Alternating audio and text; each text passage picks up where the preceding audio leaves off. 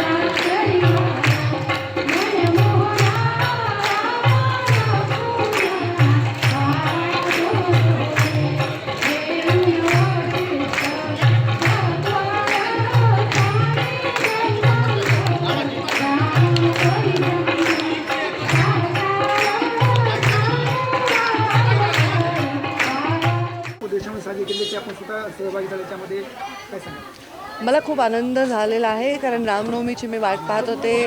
पाळणा हलवणं, रामाचा पाळणा गाणं, रामाचा जन्म करणं हे भाग्य आपल्या संस्कृतीमध्येच आहे. आपण ईश्वराला पुन्हा पुन्हा जन्म देतो आणि पुन्हा पुन्हा तो आनंदाचा क्षण आपण साजरा करत असतो. तर मला वाटतं, आणि खास करून अयोध्येमध्ये जे राम मंदिर उभं राहिलेलं आहे त्याच्यानंतर हे करताना जी प्रतिष्ठा वाटते, जो आनंद वाटतो, जे समाधान वाटतं, जो आत्मविश्वास वाटतो, तो मी शब्दात वर्णन करू शकत नाही. महाराष्ट्रातील तुमच्या सर्व चॅनलच्या बघणाऱ्या भाविकांना मी रामनवमीच्या हार्दिक शुभेच्छा देते.